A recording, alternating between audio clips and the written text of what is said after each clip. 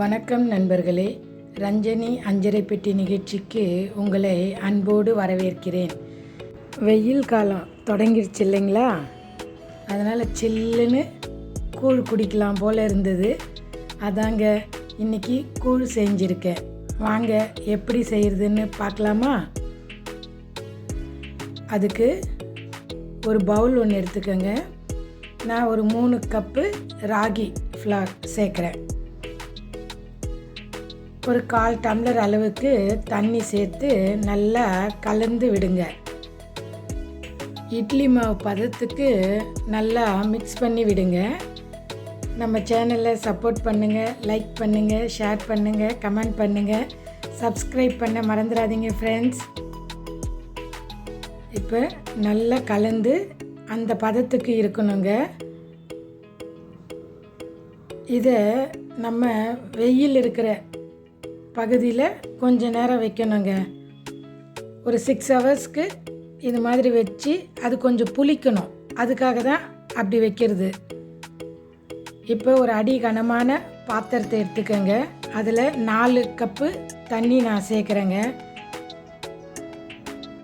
இப்போ ஒரு 4 ஸ்பூன் அளவுக்கு அரிசி நொய் அதை எடுத்து நல்லா வாஷ் பண்ணிவிட்டு கொஞ்ச நேரம் ஊற வச்சுருங்க.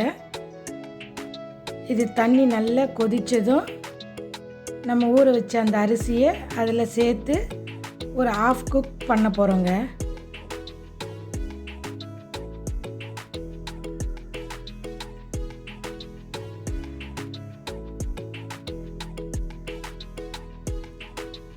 இப்போ ரைஸு 1/2 குக் ஆனால் போதும். இந்த ஸ்டேஜில் தான் நம்ம மாவு கரைச்சி வச்சோம் இல்லைங்களா? இந்த மாவை தான் நம்ம அதில் மிக்ஸ் பண்ண போகிறோம். அதை நல்லா கலந்து விட்டுக்கிட்டே இருங்க, விட்டுறாதீங்க, இல்லைன்னா அது கட்டி பிடிச்சிக்கும். அதனால் அதை நல்லா கலந்து விட்டுக்கிட்டே இருக்கணும், இல்லைன்னா அடி பிடிச்சிரும். பார்த்து நல்லா மிக்ஸ் பண்ணிக்கிட்டே இருங்க.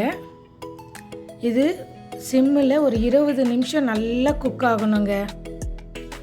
அந்த ராகி பச்சை வாசனைலாம் போகணும், இல்லைன்னா வயிறு கெட்டு போயிடும். அதனால் இதை ஸ்லோ ஃப்ளேமில் வச்சு ஒரு 20 நிமிஷம் நல்லா குக் பண்ணுங்க.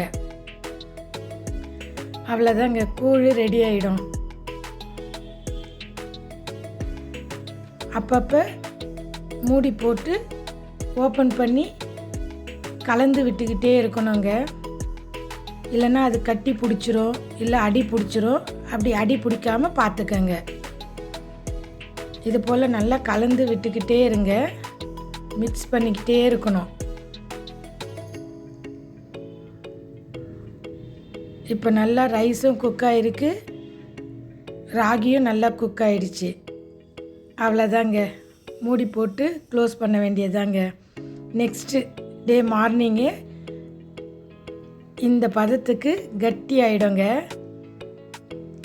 நம்ம இதை கொஞ்சமாக எடுத்து கொஞ்சம் தண்ணி சேர்த்து நல்லா கலந்துட்டு ஒரு 2 ஸ்பூனு கர்டு,